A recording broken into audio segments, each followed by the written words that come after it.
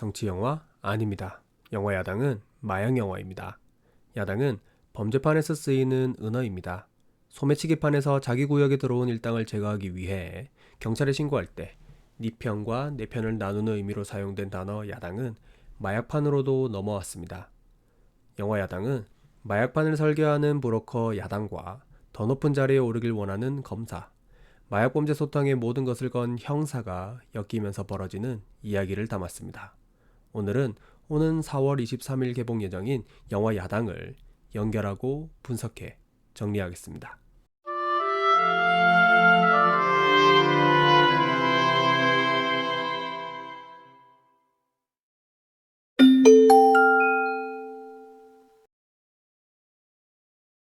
야당은 실제 마약 세계에서 수사기관의 브로커 역할을 수행하며 이익을 취하는 마약범을 뜻하는 은어로, 야당으로 일컬어지는 이들은 주로 마약범죄 정보를 경찰이나 검찰에 제공하고 금전적 이득 혹은 본인의 처벌을 감경받는 등의 혜택을 얻습니다. 소셜미디어엔 다양한 마약 은어가 사용되고 있습니다.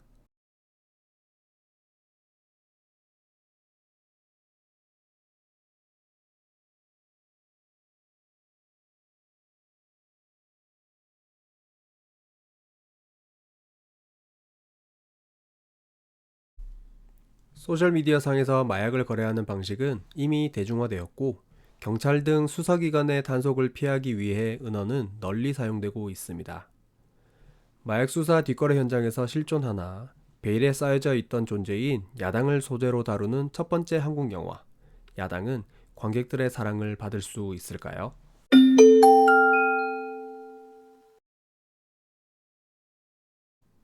대한민국 마약 문제는 심각합니다. 2024년 한 해 동안 관세청이 적발한 마약류는 총 862건, 787kg에 달합니다. 약 2,600만 명이 동시에 투약할 수 있는 양입니다. 다른 통계를 볼까요? 법무부 통계에 따르면 2023년 마약류 사범은 27,611명으로 사상 처음 2만 명을 넘었습니다. 전년 대비 50% 폭증했습니다. 마약범죄는 특정 계층을 넘어 사회 전반으로 빠르게 퍼지고 있는데 10대와 20대의 마약 사범의 증가율이 심각합니다. 10대가 207.1%, 20대가 44.2% 증가했습니다. 특히 청소년 마약 문제가 우려스러운데, 경찰청의 마약류 범죄 소년 검거 현황 자료에 따르면 2018년부터 2023년까지 마약 사범으로 검거된 만 14세에서 18세 청소년은 총 1,430명으로 5년 사이에 14배 넘게 폭증했습니다. 마약 청정국이었던 대한민국은 2016년에 이미 지위를 상실했고, 지금은 마약 위험국으로 전락했습니다. 마약은 주로 텔레그램이나 다크웹 등 비대면 플랫폼을 통해 거래되고 있으며, 국제우편 또는 던지기 수법을 통해 마약을 손에 넣는 것으로 알려져 있습니다. 가장 흔한 수법인 마약 던지기는 일정한 양의 마약을 소분해 CCTV가 없는 곳이나 안 보이는 곳에 숨겨두고 구매자가 이를 가져가는 방식을 말합니다. 청소년 등 전 연령에 걸친 마약 문제가 심각하고, 비대면 거래 등 범죄 양상은 진흥화되고 있지만 마약 판매자들의 수법이 워낙 교묘해 적발과 검거가 쉽지 않습니다.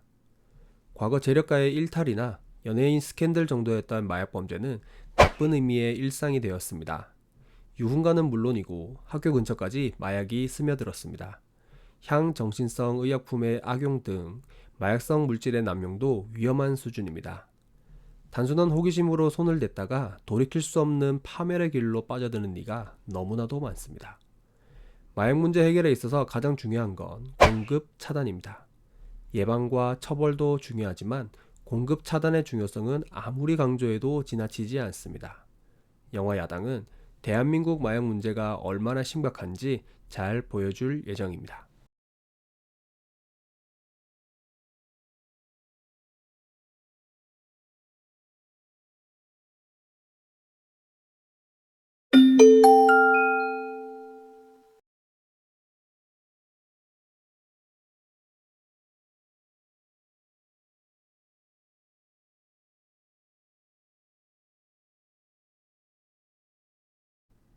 음지에서 이뤄지는 마약 수사 특성상 정보를 얻기 위한 야당의 존재는 중요할 수밖에 없습니다. 영화 야당 이전 작품에서 야당 캐릭터가 가장 잘 드러난 건 영화 사생결단에서 배우 유승범이 연기했던 마약상 이상도가 대표적입니다. 이상도는 마약 조직과 수사기관 사이에서 기가 막힌 줄타기를 했습니다. 수사기관 정보원 역할을 하는 마약사범을 뜻하는 야당은 현실에도 존재합니다. 야당은 수사기관에 정보를 주는 대신 공적이라는 이익을 얻을 수 있습니다. 수사기관은 야당을 통해 실적을 노립니다.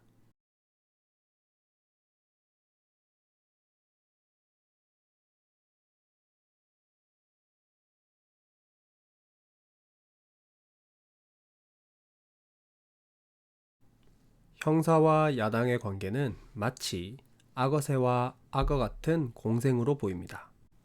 대한민국은 플리바게닝 제도가 없습니다. 이런 사법체계 속 마약 범죄는 형량 조절이 인정되는 거의 유일한 범죄이기도 합니다. 수사기관 처지에서 제대로 된 마약 범죄 수사를 하기 위해서는 야당의 존재가 소중할 수 있는데 문제도 발생합니다. 야당이 가지고 있는 정보가 차고 넘쳐서 극히 일부만 수사기관에 전해주거나 다른 이에게 정보를 건네며 거래하는 행위가 발생할 수 있기 때문입니다. 딜레마가 될 수밖에 없는 부분입니다. 폭행이나 살인처럼 피해자와 가해자가 명확하지 않은 마약 범죄는 신고를 통한 검거가 매우 어렵습니다.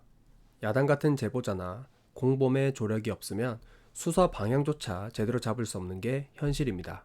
결국 마약 수사는 경찰이 판을 잘 깔아두거나 경찰이 마약 범죄자들의 정보를 받는 것뿐. 통상적인 수사 방법으로 범인을 체포하기 어려운 범죄를 수사할 경우 사용되는 함정수사는 마약 범죄에만 한정적으로 허용할 뿐 대부분 범죄엔 불법으로 규정하고 있습니다. 합법과 불법의 경계. 영화 야당은 이런 수사기관의 딜레마도 잘 보여줄까요? 영화 관객들이 실제 마약 수사 현장에 있는 것처럼 긴박감을 조성하기 위해 노력했다며 속도감과 통쾌함을 주는 게 관전 포인트라 말하는 영화 야당의 제작진과 배우들. 영화 야당이 오락성뿐만 아니라 사회 문제를 잘 보여줬으면 하는 바람을 가져봅니다. 지금까지 연결하고 분석해 정리하는 보미튜브였습니다. 시청해 감사드립니다.